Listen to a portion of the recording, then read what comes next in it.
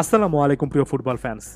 Sky স্পোর্টসের একটা football সংক্রান্ত ডিসকাশন যেখানে গোলকিপারদের মান নিয়ে এবং ওভারঅল 23-24 সিজনের পারফরমেন্স নিয়ে আলোচনা করা হচ্ছিল, সেখানে এই র্যাঙ্কিংটা উঠে এসেছে যেখানে এমি মার্টিনেজ প্রায় প্রতিটা ক্যাটাগরিতে চলতি ইপিএলে নিজেকে নাম্বার 1 পজিশনে রেখেছেন। মূলত এই বিষয়টা একটু বোঝানোর চেষ্টা করব। এর পাশাপাশি একটা বিষয় নিয়ে আলোচনা করতে চাই, সেটা এই যে আমরা অনেক সময় সেরা গোলকিপার কে এটা নিয়ে অনেক আলোচনা করতে গিয়ে অনেক যুক্তি দিই, অনেক দিক থেকে যে সেটা ভুল সে জিনিসটা উঠে আসবে।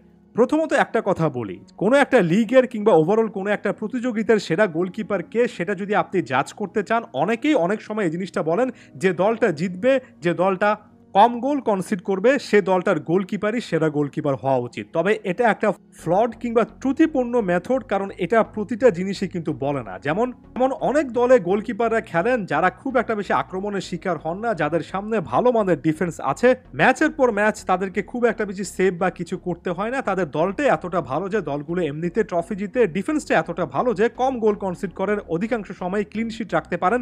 ওই দলগুলোর গোলকিপারকে আমি খারাপ বলছি না, অবশ্যই ভালো, আপনি বলতে পারেন, সেরাও বলতে পারেন। তবে তার মানে এটা নয় যে বাকি অন্যান্য দল যারা মধ্যম সারির দল সেখানে গোলকিপারের পারফরমেন্সটা আপনি অ্যাকনলেজ করবেন না। মূলত আমার কথা এটা।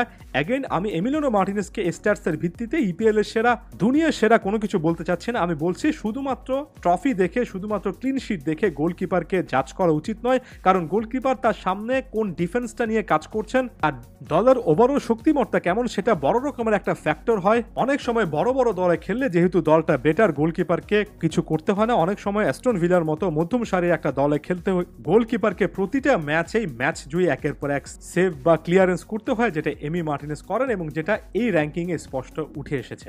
গোলস প্রিভেন্টেন, এখানে এক্সজি, এটা হচ্ছে এমন একটা টার্ম যেটা ফুটবল অ্যানালাইসিসে ব্যবহার করা হয় ডেটা অ্যানালাইসিসের ক্ষেত্রে, যেখানে একটা শটের মান বিবেচনা করা হয়। অর্থাৎ একজন গোলকিপার যতগুলো শট সেভ করেন, নট নেসেসারিলি যে প্রতিটা শটে দুর্দান্ত রকমের ছিল, প্রতিটা শটের ভ্যালু কিংবা গোল হওয়ার সম্ভাবনা একই রকম, সেটা অনুযায়ী একটা পরিসংখ্যান করা হয়। প্রতিটা শটকে এক একটা ভ্যালু দেওয়া হয়, অর্থাৎ শটের তীব্রতা কিংবা গোল চান্সেস বা গোল হওয়ার সম্ভাবনার প্রেক্ষিতে একটা কিন্তু নাম্বার, একটা ফ্র্যাকশনের নাম্বারে কিন্তু ডিক্লেয়ার করা হয়। সেই অনুযায়ী 8.2 নিয়ে র্যাঙ্কিং এ ফার্স্ট নাম্বার স্থানে এমিলিয়ানো মার্টিনেজ আছেন। অর্থাৎ গতানুগতিক যে কোনো একটা সাধারণ মানের গোলকিপারের চেয়ে তিনি কিন্তু 8.2 বা এমন টাইপে একটা হারে বেশি করে গোল সেভ করছেন, যেখানে এক্সপেক্টেড রেশিওটা অনেক বেশি থাকে, অর্থাৎ ওই শটগুলো থেকে গোল হওয়ার সম্ভাবনা বেশি থাকে।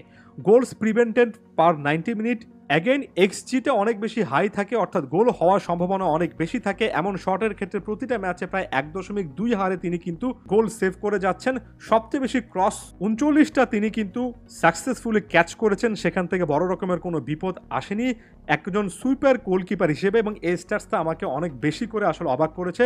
কিপার সুইপার রিগেন্স মানে হচ্ছে এমন একজন গোলকিপার যিনি ডিবক্সের বাইরে থেকে বল ক্লিয়ার করার চেষ্টা করবেন, অনেকটা এক্সট্রা একজন ডিফেন্ডারের মতো, অর্থাৎ সুইপার গোলকিপার হিসেবে কাজ করবেন। সুইপার কিপার হিসেবে অনেকটা ম্যানুয়াল নয়ার টাইপের অ্যাটিটিউড দেখাবেন। ডিবক্সের বাইরে এসে তিনি শুধুমাত্র যে বলটা ক্লিয়ার করবেন সেটা নয়, বরং এমনভাবে ক্লিয়ার করবেন যাতে করে তার সতীর্থর কাছে বলটা যায়, অর্থাৎ পজিশন রিগেন করা যায়।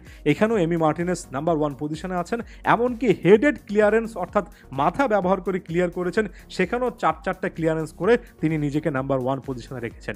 এই যে এত ক্রাইটেরিয়া, যেখানে দুরূহ সেভ করা যায় না এমন শট থেকে তিনি গোল সেভ করছেন, প্রতিটা ম্যাচে 1.2 হারে সেভ করছেন, এতগুলো ক্রস সাকসেসফুলি ক্যাচ করছেন, এই যে সুইপার গোলকিপার হিসেবে এফেক্টিভিটি দেখাচ্ছেন, এমনকি মাঝে মধ্যে হেডেড ক্লিয়ারেন্সও করছেন। এক কথায় বলা চলে এমিলিয়ানো মার্টিনেজ যে পারফরমেন্সটা দিচ্ছেন, অ্যাস্টন ভিলার মতো একটা দলে খেলছেন বলেই হয়তোবা অনেকের চোখের সামনে পড়ছে না। তবে ইপিএল এ তর্ক সাপেক্ষে, এখানে আমি তর্ক সাপেক্ষ শব্দটা বলছি, অনেকের কাছে অন্যান্য ক্রাইটেরিয়াতে অনেক গোলকিপার অনেক দামি মনে হতেই পারে, তবে তর্ক সাপেক্ষে এই ক্রাইটেরিয়াগুলোতে এমিলিয়ানো মার্টিনেজ ইপিএল এর সেরা গোলকিপার। আপনি সেরা না মানুন, তবে সেরাদের একেবারে সেম লেভেলে যে তিনি আছেন সেই জিনিসটা মানতে হবে। এবং অনেক জায়গা থেকে এমিলিয়ানো মার্টিনেজ তো আসলে ইপিএল এর বেস্ট পারফর্মিং গোলকিপার হিসেবে বর্তমান সময়ে পারফরমেন্সটা দিয়ে যাচ্ছেন। ধন্যবাদ সবাই।